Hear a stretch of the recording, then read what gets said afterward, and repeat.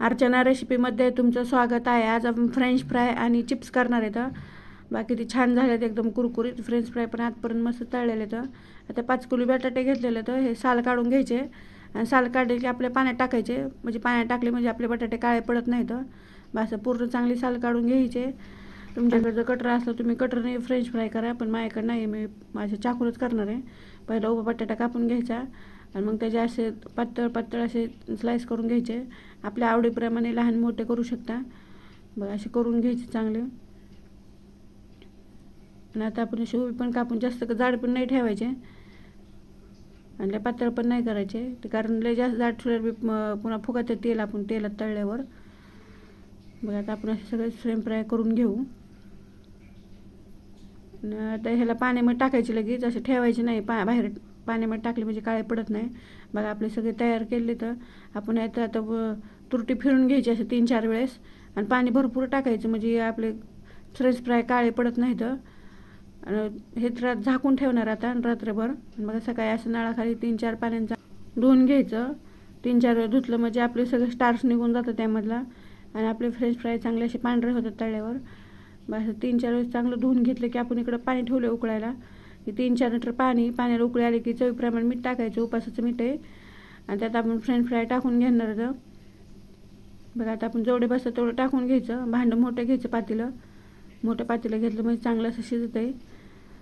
बघा ते चांगलं हलवून घ्यायचं, आपण सगळं टाकून घेतलेलं आहे तर चांगलं असं बुडापर्यंत हलवलं घ्यायला 10 मिनटं झाकून ठेवायचं। आणि 10 मिनटं जर झाकून ठेवलं तर आपण एकदा दोनदा मध्ये असं उघडून खालीवर करून घ्यायचं, म्हणजे आपलं एकसारखे शिजतं। आपण खालीवर जर नाही केलं तर चांगलं खालचे शिजतात आणि वरचे शिजत नाहीत, त्यामुळे चांगलं खालीवर करून घ्यायचे। बघा आता फ्रेंच फ्राय तयार आहेत, कलर पण चेंज झाले। आता आपण दाबून बघू चांगलं शिजलेलं इथं। आता काढून घ्यायचे, आपण चाळणीवरच काढायचे। चाळणीवर काढले म्हणजे पाणी नितळत आहे, मग आपल्याला उन्हात टाकायला येतं लगेच। बघा तसं चाळणीवर सगळे काढून घेऊ आपण। मग आता आपण उन्हात टाकणार आहे, पाणी नितळलंय आता उन्हात टाकू आपण। उन्हात टाकून घ्यायचे, असे पातळ टाकायचे म्हणजे चांगले वाळतात आपले। आणि वाळल्यावर खूप छान होते तर बघा आपले सगळे वाळून झाले। ते 5 किलो बटाटे घेतले, ते चिप्स करायचे त्याचे पण असे सगळे पूर्ण साल काढून घ्यायची। साल काढले की त्याला पण आपण पाण्यात टाकून घ्यायची, तर असे बाहेर ठेवायचे नाही, बाहेर ठेवले बटाटा लगेच काळा पडतं, त्यामुळं साल काढले की लगेच आपण पाण्यात टाकायचे।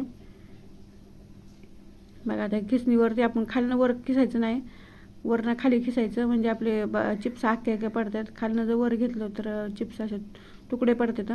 बघा ते किती छान चिप्स झाले तर, लय जाड बी नाही पातळ बी नाही, असे चांगले झाले तर आता आपण असे सगळे चिप्स करून घेऊ। आणि आता पाण्यामध्ये 2 पाण्याने धुवून घेतलंय आणि आपण तुरटी फिरवायची 3-4 वेळेस आणि पाणी भरपूर टाकायचं असं वर येईपर्यंत। आणि पण झाकून ठेवणार आहे आपण, सकाळी शिजवायचं आपल्याला हे। आणि सकाळी नळाखाली पहिलं हाताने चांगलं चोळून द्यायचं, कारण बटाट्यामध्ये खूप टार्स असते, त्यामुळे आपण 3-4 वेळेस चांगलं धुतलं म्हणजे आपले चिप्स चांगले असे पांढरे होते। तर बघा आता आपण एकदम असं स्वच्छ धुवून घेतलं, पाणी वरी स्वच्छ पाणीपर्यंत धुवायचे तर। आणि पाण्याला उकळी आलेली आपण त्या चिप्स टाकून घेऊ, चवीप्रमाणे मीठ टाकायचं। आणि फ्रेंच फ्रायचंच पाणी, मी दुसरं पाणी केलेलं नाही, चेंज पाणी केलं नाही, त्याच पाण्यात शिजवलं तरी चालतं। बघा आता पाण्याला उकळी आली की आपण त्यात टाकणार आहे, तर असे सगळे चिप्स टाकायचं। पाण्याला उकळी येऊन द्यायची मगच टाकायचे, असं टाकायचं नाही। आता आपण चिप्स चांगले शिजवून घ्यायचे, आपण 10 मिनटं झाकून ठेवायचं आणि एकदा दोनदा मध्ये असं चांगलं हलवून घ्यायचं। बघा आता शिजले तर आपले तयार झाले तर आता हाताने दाबून बघायचं। आपण हाताने दाबले की शिजतंय, पूर्णपणे शिजवायचं नाही, 70 ते 80% शिजवायचे। फ्रेंच फ्राय पण पूर्ण नाही शिजवायचे, 70 ते 80% शिजवायचे ते पण। बघा आता पूर्ण पण सगळे आपण चिप्स काढून घेऊ, चाळणीवर काढायचे म्हणजे पाणी नितळते आपलं त्या चिप्समधलं। आणि आता उन्हामध्ये टाकू आपण। असे एक चिप्स टाकायचे, असे एकावर एक टाकायचे नाही, असे एक टाकायचे। 2 दिवस चांगलं उन्हामध्ये वाळून घ्यायचं आणि आपण वाळलं की नंतर बघा आपण किती मस्त झाले फ्रेंच फ्राय आणि चिप्स। ही 2 दिवस उन्हामध्ये वाळून घेतलेले तर बाकी छान झाले दोन्ही पण।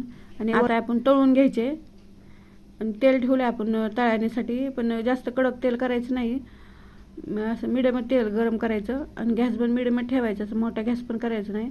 मोठा गॅस केला तेल जर जास्त तापलेलं असलं तर आपले फ्रेंच फ्राय चिप्स असे लाल पडतात, लगेच जळतात, त्यामुळे असं मिडियम तेल ठेवायचं. बघा आपलं तेल गरम झालं आहे. आता आपण चिप्स टाकून घेऊ पहिले. असं थोडं थोडं टाकायचं, जास्त टाकायचं नाही तर थोडं थोडं टाकलं म्हणजे चांगलं तळायला येतं आपल्याला. बघा आता किती मस्त फुगायला लागले तर एकदम पांढरे शिपट झाले तर. बघा असे सगळे आपले चिप्स आता तळून घेऊ. आणि परत आता फ्रेंच फ्राय पण तळायचे आहेत आपल्याला. बघा हे त्याला तळून घेऊ आपण. ते मला असं थोडं थोडं टाकायचं, जास्त टाकायचं नाही का ते फुगते तर त्याला टाकल्यामुळं.